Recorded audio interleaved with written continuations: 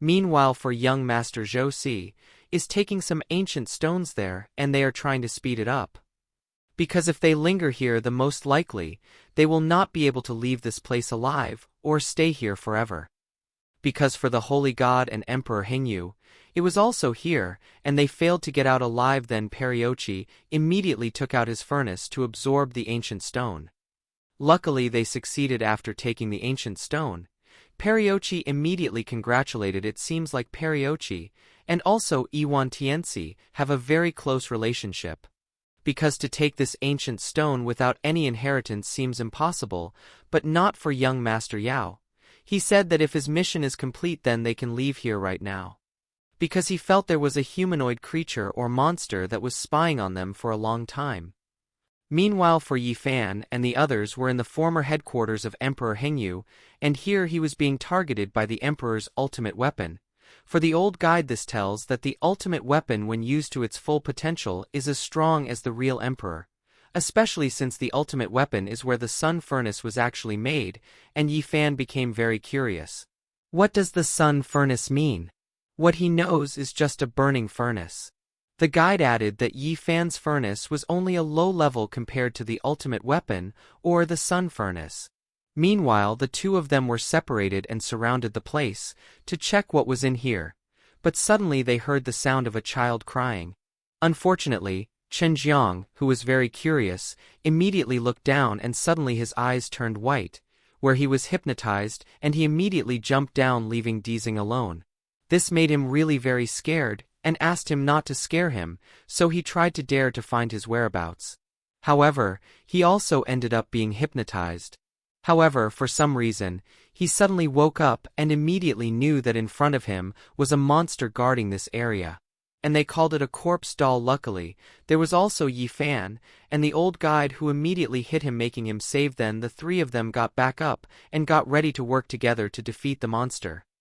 But the three of them were so careless that the old guide was immediately caught and tossed around until he hit a rock. Yi Fan quickly pulled his body and took him away from there to hide. But the corpse doll knew where they were and immediately chased after them, which made them scared too. And so the running was scary too, unfortunately for the two of them after being on the brink where below them was a ravine. And for Zipping said it seemed like he had to fight for all of this, and Yi Fan again questioned what he wanted to do.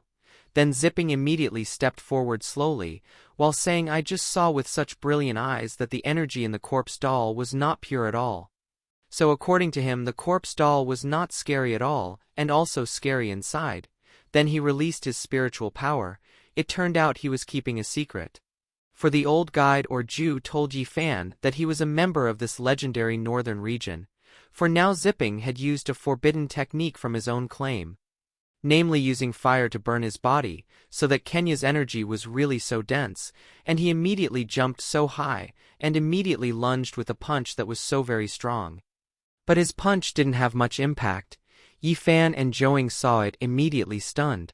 Young Master Yao's group came, who immediately fought the corpse puppet. As a result, the three of them could only watch the fight. And Yi Fan asked the two of them not to do anything, and here they were not allowed to move at all. Unfortunately, just as Yi Fan said that, Fairy Yossi was thrown towards them and accidentally saw the three of them. Luckily Yi Fan was in disguise, otherwise this fight would have been diverted, guys, and finally the three of them really witnessed a very fierce fight. After the corpse puppet was hit by a very large arrow, a blood-red treasure came out, and Joyu was immediately surprised that this corpse puppet was the guard of Emperor Hengyu's army. Yao quickly took it, and ordered Iochi and Yossi to leave this place as soon as possible. Because the corpse guard had not been defeated at all, so they had to quickly leave there, and he immediately took out a teleportation mirror to leave there. Yi Fan's group waved that they would come with him. Suddenly the corpse guard or corpse puppet immediately rose again and caught him. It didn't stop there either. Immediately hit him repeatedly, which made Joyu have to be seriously injured. Because the mirror was immediately taken and thrown, guys. As a result their fight continued again.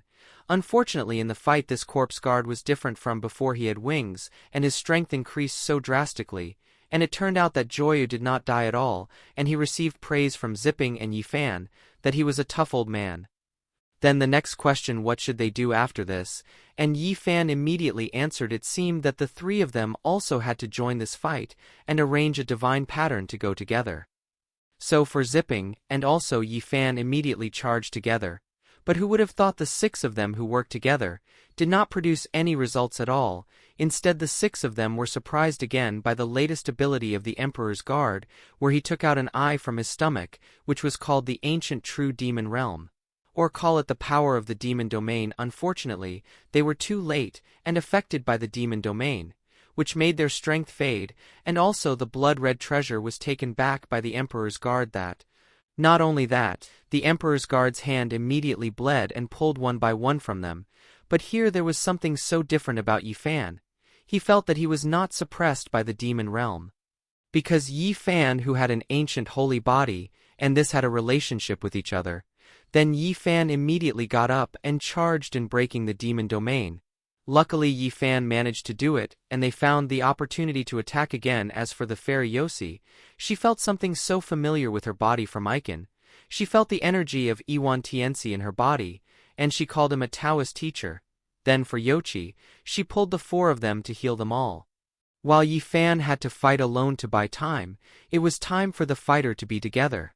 Yefan's fight was so dominant, after the fairy Yoshi had healed them all so that she could help Yefan fight. Unexpectedly, Yefan wanted to put the monster in the furnace so that the monster was trapped in there, but it was not easy because the monster was very aggressive.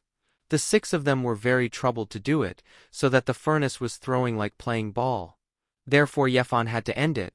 But young Master Yao said that there was still a blood-red treasure in the monster, because he had been looking for it for a long time. If he didn't get it, then it would be in vain what Yao did here. So Yefan and young Master Yao argued because of that. But Fairy Yoshi told him to argue when he had managed to get out, and finally they were all able to get out. But after getting out of the formation, Yefan saw many elders from the Youquang family who were waiting, and he felt that he was really trapped. Thank you for watching. Don't forget to subscribe, like, comment, and share. See you again in the next episode.